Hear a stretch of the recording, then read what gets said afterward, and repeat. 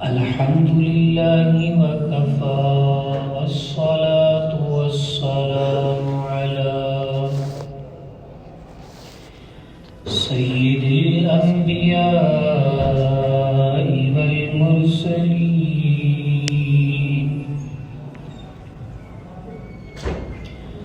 أما بعد فأعوذ بالله من الشيطان الرجيم. بسم الله الرحمن الرحيم. يريدون ليطفئوا نور الله بأفواههم والله متم نوره ولو كره الكافرون. صدق الله العظيم وبلغنا رسوله النبي الكريم الأمين. وقال الله تبارك وتعالى في شان حبيبه مخبرا وآمرا: إن الله وملائكته يصلون على النبي يا أيها الذين آمنوا صلوا عليه وسلموا تسليما. آواز بلند آقا علیہ السلام کی بارگاہ میں ہدیہ درود السلام پیش کیجیے. الصلاۃ والسلام علیک یا سیدی یا رسول اللہ.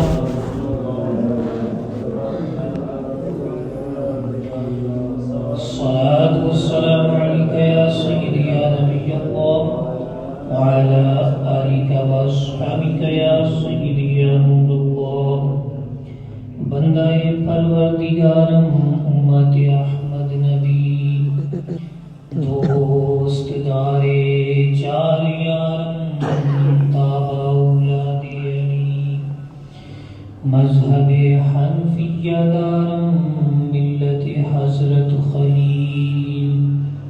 خاک پائے غوث اعظم زیر سایہ ہر ولی. در دل مسلم مقام مصطفیٰ آب روئے ماز نام مصطفیٰ.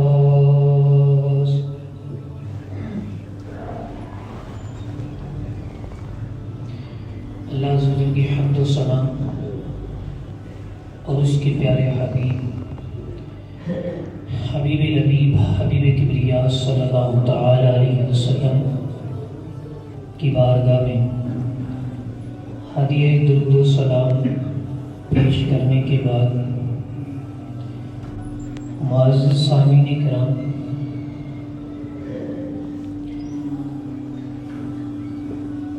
یقیناً ایسا ہوتا ہے کہ جو چیز حق ہو اس کا اگر کوئی مقابلہ نہ کر پائے تو پھر وہ لڑائی جھگڑے تکار پر اتر آتا ہے. اسی طرح دین اسلام کی حقانیت، اس کی تعلیمات جس کتاب سے ہمیں معلوم ہوتی ہیں، یہ بھی اپنی حقانیت پر دلالت کرنے والی پوری دنیا کی وہ واحد کتاب ہے کہ جس کا مقابلہ آج تک کوئی نہیں کر سکا. حتیٰ کہ قیامت تک کے مسلمانوں کو جو یہ کتاب عطا ہوئی ہے، رب تعالیٰ نے اس کے بارے میں پوری دنیا کے لوگوں کو چیلنج کیا ہے کہ پوری کتاب نہیں، اس کی صورت بھی نہیں، اس کی ایک آیت کی مثل بھی کوئی بات لا کر دکھا دے جس میں اتنی حکمتیں ہوں، سمجھنے والی باتیں ہوں، کامیابیاں ہوں. لیکن ابھی تک کوئی بھی اس چیلنج کو پورا نہیں کر سکا. تو جب دلائل کی دنیا میں اس کا رد نہ ہو سکا تو بعض کفار اس حسد اور بغض میں پھر وہ لڑائی بھڑائی اور اس طرح کے معاملات کی طرف آئے جس سے مسلمانوں کے دل چھلنی ہوئے۔ ابھی رواں ہفتے میں شمالی یورپ کا علاقہ سویڈن، اس میں ایک مظاہرے کے دوران ترکی ایمبیسی کے سامنے چند کفار اوباش لوگوں نے قرآن پاک کے ایک نسخے کو جلایا، جس سے یقیناً ہر مسلمان کا دل پارا پارا ہے، اور یہ بات بھی روز روشن کی طرح عیاں ہو جاتی ہے۔ ہمارے یہاں بھی علم کا مرکز یورپ کو سمجھا جاتا ہے۔ ہم بھی اپنے نوجوان کو جب اسٹڈی کروائیں تو ہماری خواہش ہوتی ہے کہ اسے یورپ کی کسی کنٹری میں بھیجا جائے جہاں پر یہ علم حاصل کر کے آئے گا، لیکن وہاں پر علمی پستی اور دلائل کی طرف نظر نہ کرنے کی انتہا اس حد تک پہنچ چکی ہے کہ وہ لوگ ایک علم سے معمور اور علم سے بھرپور کتاب کو نظر آتش کرتے ہیں۔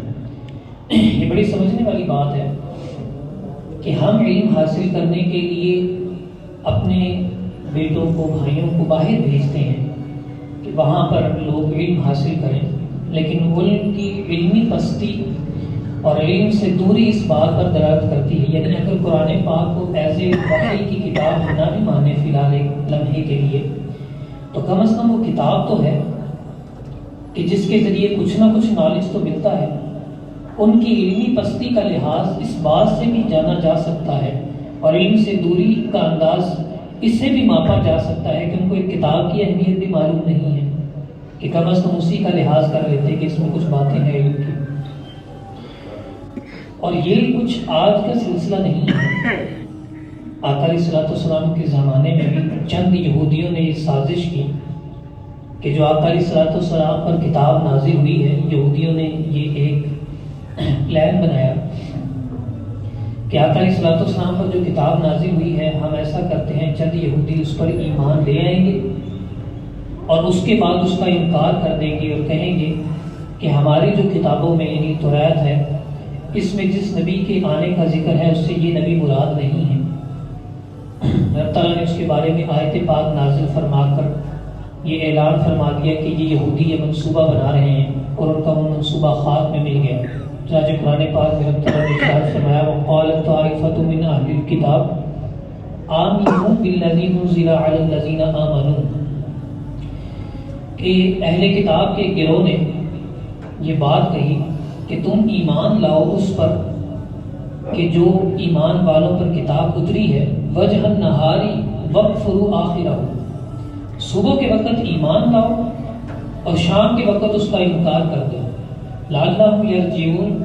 تاکہ جو حضور کے ساتھ ملنے والے نئے ایمان لانے والے ہیں وہ شک اور تذبذب کا شکار ہو جائیں۔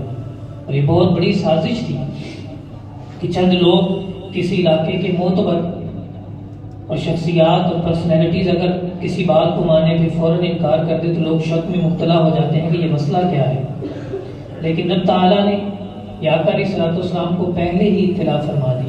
اور یقیناً جب بھی کوئی اسلام کے خلاف سازش ہوتی ہے، مسلمانوں کے خلاف سازش ہوتی ہے، رب تعالیٰ اس سازش کا جو انجام کیا کرتا ہے، رب تعالیٰ نے قرآن پاک میں ارشاد فرمایا یریدون لیطفئوا نور اللہ بافواہہم، یہ لوگ ارادہ کرتے ہیں کہ اللہ کے نور کو اپنے منہ کی پھونکوں سے بجھا دیں، واللہ متم نورہ ولو کرہ الکافرون، رب تعالیٰ تو اپنے نور کو مکمل ضرور فرمائے گا اگرچہ کافروں کو یہ ناپسند ہی کیوں نہ ہو۔ یہ آیت پاک میں رب تعالیٰ نے واضح اعلان فرمایا ہے کہ سازشیں جتنی بھی ہوئیں میرے دین کے بارے میں، قرآن کے بارے میں، میرے حبیب کے بارے میں، بالآخر جو ان کا انجام ہوتا ہے پھر وہ بہت برا ہوا کرتا ہے۔ اور یہاں بھی اس آیت پاک میں یہ ساری باتیں واضح کی گئیں، لیکن ان تمام سازشوں کے جواب ایک مسلمان کو کیا کرنا چاہیے، ہماری اس میں ذمہ داری کیا بنتی ہے، ہم کس حد تک اس کا جواب دے سکتے ہیں۔ ہمیں اپنی اپنی سطح پر یہ ضرور سوچنا ہوگا کہ آئے دن اسلام پر حملے، صحابہ پر حملے، اہل بیت پر حملے، قرآن پر حملے ان کی ناموس کی حفاظت نہ ہونا، یہ اس بات پر دلالت کر رہی ہے کہ ہمیں اپنے تئیں بھی کچھ کرنا ہوگا اور ان سازشوں کے جواب کے لیے خود بھی تیار ہونا ہوگا۔ اس کے حوالے سے چند باتیں ذکر کرنا چاہتا ہوں کہ جب اس طرح کی اسلام کے خلاف سازشیں ہوں تو پھر ہمیں دینی غیرت کا بھی اظہار کرنا چاہیے۔ یعنی ایسا نہیں ہے کہ بات سنی اور اس کو وہیں پر ختم کر دیا، ٹھپ کر دیا، دو چار الفاظ کہے۔ ہمارے اندر غیرت دینی ہونی چاہیے کہ ہم ایسی بات کے بارے میں سنیں بھی نہ جو دین کے خلاف ہو اور اس کی طرف توجہ بھی نہ کریں۔ حدیث پاک میں حضرت ابو ہریرہ رضی اللہ تعالیٰ عنہ سے روایت ہے کہ رسول اللہ صلی اللہ علیہ وسلم نے ارشاد فرمایا المؤمن یغار، مومن غیرت والا ہوتا ہے، یہ حضور نے فرمایا، واللہ اشد غیرا، اور اللہ تعالیٰ سب سے بڑا غیرت فرمانے والا ہے۔ یعنی جو مومن کے اندر دینی غیرت ہے، حضور فرماتے ہیں یہ اس کے ایمان کے کامل ہونے کی نشانی ہے۔ اس کے سامنے صحابہ کی ناموس پر حملے ہو رہے ہوں، اس کے سامنے اہل بیت کو غلط کہا جا رہا ہو، اس کے سامنے قرآن پاک کے نسخے جلائے جا رہے ہوں، تو اس کا دل بھی جلنا چاہیے اور اس کے جواب میں جس حد تک وہ کام کر سکتا ہے اسے کرنا چاہیے، کیونکہ حضور نے فرمایا کہ مومن کو غیرت والا ہونا چاہیے۔ تو یقیناً اس حوالے سے جس طرح اگر ہم آج کے دور میں ہمارا عرف دیکھیں تو جو اس طرح کے ممالک ہیں جو طاقتور ہیں، امریکہ ہے یا اس طرح کے، جب ان کے خلاف کوئی بات ہوتی ہے تو وہ مخالفین سے بائیکاٹ کرتے ہیں سوشل معاشی طور پر، اور اسی طرح کا تو جیسے ان کا رویہ ہے ہمارا بھی انداز ان کے ساتھ ایسا ہی ہونا چاہیے۔ بعض کا ذہنوں میں یہی سوال آتا ہے کہ معاشی بائیکاٹ اگر ہم کر لیتے ہیں، ان کی چیزوں کو استعمال نہیں کرتے تو پھر ہم بچیں گی کون سی چیزیں؟ ہمارے بسکٹ سے لے کر ہمارے کھانے پینے کی اشیاء سے لے کر ہمارے اوڑھنے پہننے کی اشیاء سے لے کر ہمارے گھر کے سامان سے لے کر ہمارے زندگی کے ہر حصے میں ان کی چیزیں شامل ہیں۔ تو یاد رکھیے اس میں اپنے ذمے کی کوشش ہی ہے، آپ کو اپنے حصے کا چراغ جلانا ہے، جہاں تک آپ کر سکتے ہیں آپ اس حد تک کوشش کریں، اور اس حوالے سے دیکھیں کہ جو ملک بھی قرآن پاک کی گستاخی میں ملوث ہے، حضور علیہ السلام کی گستاخی میں ملوث ہے، کم از کم میں اور میرا گھر تو ان چیزوں کو استعمال نہیں کرے گا۔ اور یقیناً ہمارے ملک کی اپنی اشیاء بھی بنی ہوئی ہوتی ہیں، ان پر گزارا کریں اور ان پر کوشش کریں۔ ہے تو بڑا مشکل سا مرحلہ، ظاہری بات ہے بہت سی چیزیں ان کی بھی ہیں، لیکن اگر کوشش کی جائے تو کوئی بھی چیز ناممکن نہیں ہوا کرتی ہے۔ اور یاد رکھیے اس وقت بھی قرآن پاک کا نسخہ جب انہوں نے جلایا تو کئی اسلامی ممالک والے تو خاموش بیٹھے ہیں، کئیوں نے جواب دیا، صرف قرارداد منظور کی ہے، لیکن ترکی جس کی ایمبیسی کے سامنے یہ واقعہ ہوا انہوں نے بڑا اچھا قدم اٹھایا ہے کہ انہوں نے یہ سویڈن کی نیٹو میں شمولیت کی بھی مخالفت کی ہے،